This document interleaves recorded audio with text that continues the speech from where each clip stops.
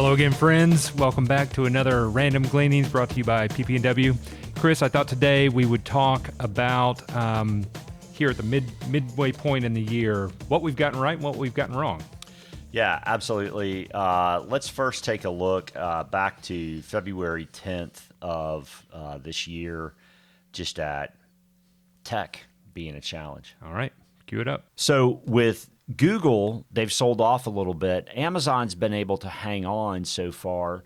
Now, Amazon year to date is down about 3.75% But the crazy thing is if you look at the 1 year numbers on Amazon, the 1 year number is down 3.86% on Amazon. Wild. So what's starting to happen is some of these companies that we consider the best companies in the United States, the best companies in the world, are just flatlining relative to their stock price moving forward. And if you happen to miss your earnings and guide earnings lower for the future, like Facebook did, Meta, as they're now known. I wish they'd change their stupid name back. They got crushed. They were down 27% in a day. And by the way, it has not gotten any better since then. Yeah, so things were breaking down by February, and I think you said the 10th. Where have some of those stocks been since February 10th? Yeah, so I took the Fang'em names since February 10th just to look at them. And again, like we said, high quality companies, right? Some of the best innovators in the world. And you know, they're profitable, right? I mean, these are not bad companies. Correct. Now, they could be a little expensive, but not bad companies. So the best performer of the bunch has been Microsoft since February 10th, down about 13%. The worst has been Netflix, down 56%. I mean, Garden Variety down 20-30%, right? I mean, Tesla is down 25% since that time period. And eventually, at some point in the future, I mean, they may be really good buys. I mean, they're good companies, but they're going down because of the struggles with inflation. It goes back to that axiom that you've shared, I think, Peter Lynch, that Right. I'd rather own the worst performing stock in the best performing sector than the best performing stock in the worst performing sector. And I just recall your noticing of Meta or Facebook at that time. That sell-off was brutal, and it was just like, this is a sector-wide problem at this point. It's wrong. Something's wrong. Right. That doesn't happen. I mean, Garden Variety is down 3, 4, 5% if you miss earnings, not down 27. Right. And it's only for them, unfortunately, gotten worse. Again, good company. We'll get there. All right, so let's go to the next one, energy. Let's go back to March 3rd. So let's start by talking about sectors year to date. Jesse, there's energy and everything else. That's a good way of saying it. Yeah, I mean, I think, we've long talked about the idea of these equities for rising rates, of which, the sector of energy plays a role.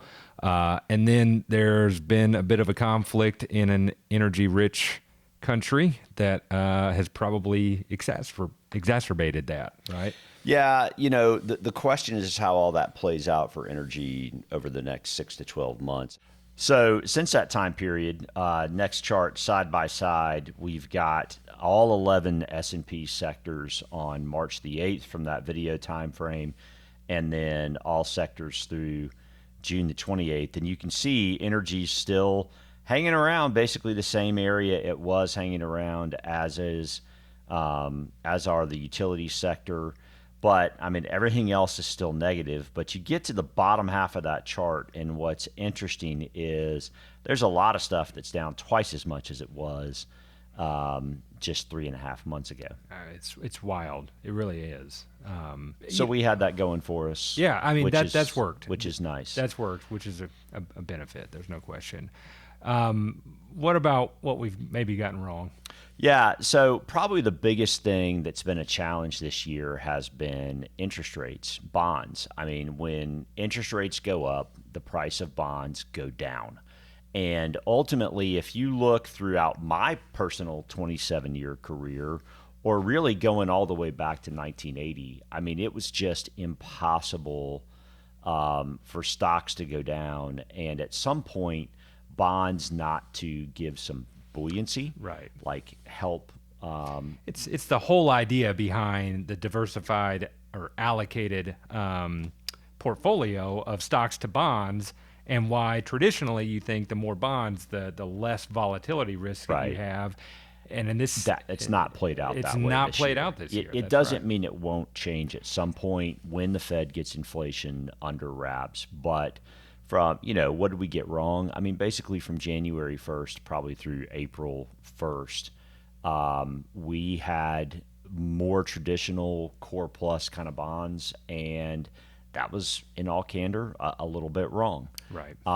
And since then, I mean, the good news is we've shortened that up quite a bit, which means the shorter term the bonds, if there's a move in interest rates, the less those short term bonds swing. And also good now is that yields have gotten to a point where, I mean, a 1 to 3 year Treasury holding, diversified holding, is now yielding 2.5, somewhere in that neck of the woods. That's right. Anything with a little bit of higher quality corporate bonds is yielding closer to 3.5.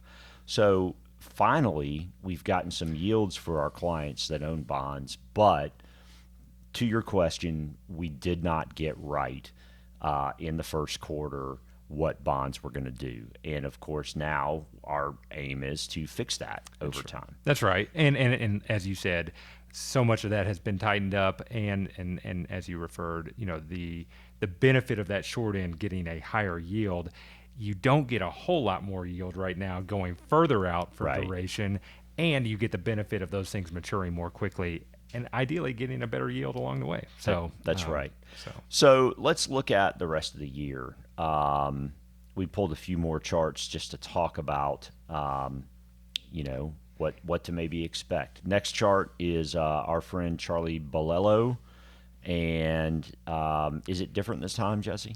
they say that that's the four most dangerous words in investing. It's different this time. Right. I think the point that he's making is, well, for the last 12 years, this is a different environment. We've said on video a different regime. That is clear because of the effort that they are doing to fight off this inflation bug. Is very much a different thing. The Fed is raising interest rates. So what he's saying here is 6 times stocks have gone down, and the Fed has basically either paused or come in with stimulus to mitigate downside from an equity standpoint. And now stocks are down 25%-ish. And what are they doing? Well, they're continuing to actually sell bonds, tighten financial conditions, raise interest rates, a bunch of stuff at one time. Yeah. So, again, I think absolutely something that we must stay attentive to as we go throughout the remainder of the year.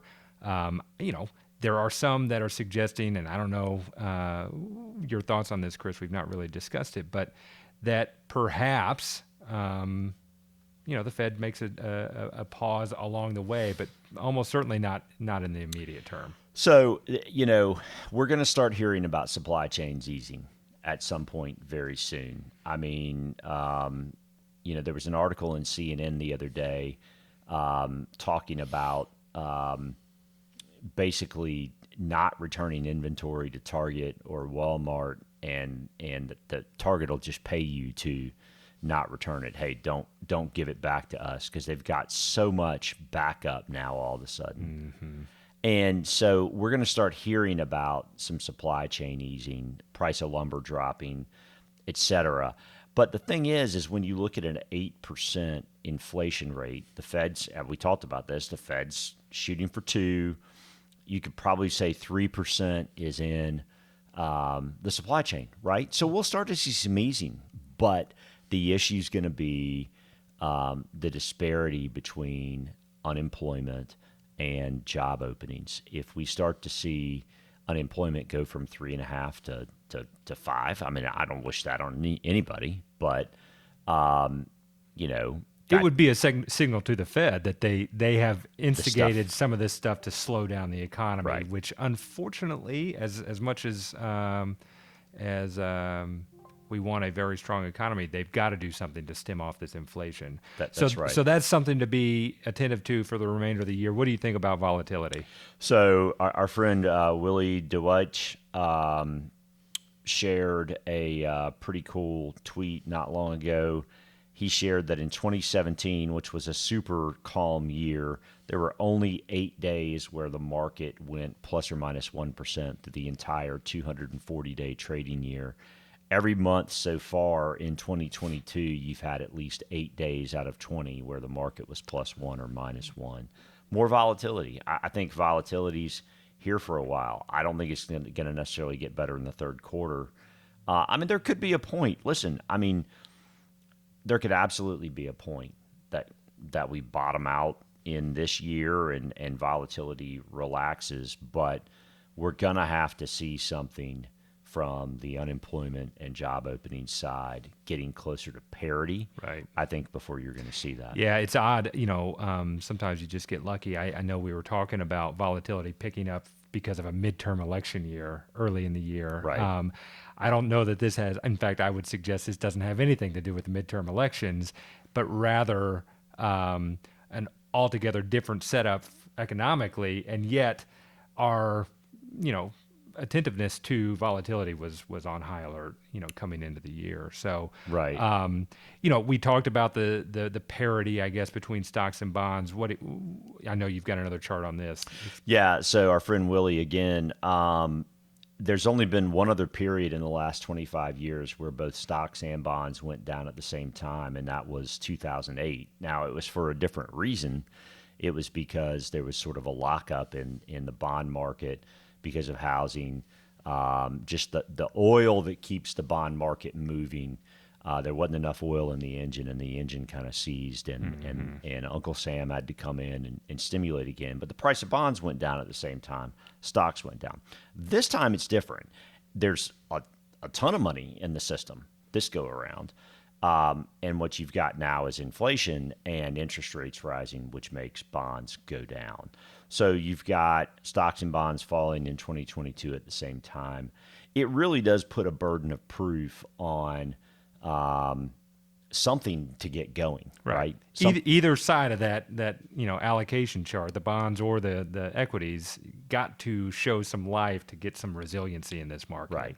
I mean, if you saw bonds starting to run, it would be because interest rates started to chill out, top out, because the Fed chilled out. Right. To see equities start to move, you've really got to see, really, in our opinion, one of two things. You've got to see the Fed stop raising interest rates, which I personally don't think they're going to do until they get employment right. Or you've got to see the Ukraine-Russian war abate, right, as well, because that would lower the constraints from a supply chain standpoint on some commodities, wheat, corn. Right. It would lessen the constraint on oil, right, potentially. So, I mean, there are a number of things that could happen there that would be beneficial to the rest of the world. Yeah. Well, I think that's our look at the last 6 months. We are headed into 4th of July weekend. What are you going to do for America? We're going to go shoot some fireworks. I love it's going to be good. How about you? Probably hot dogs on the grill, maybe some burgers, and just enjoy probably a very warm weekend here in Greenville. So, nice. Yeah. All right. Thanks as always. We appreciate our subscribers. Please do subscribe. Please click the bell if you want to be notified of when we post. And feel free to share. I mean, if you've got neighbors, friends, I can tell you if their portfolio is down 20 or 30%, they're probably not that happy. Certainly, we're transparent. We're trying to make sure that we're sharing information. We don't get everything right. That's why we share it. Hey, we didn't get fixed income exactly right. Stock side, certainly. There is a change in mindset from being really down versus having cash and having opportunities to buy into the future. So if we can help, call on us, please. Happy 4th to you, and thanks as always. Take care.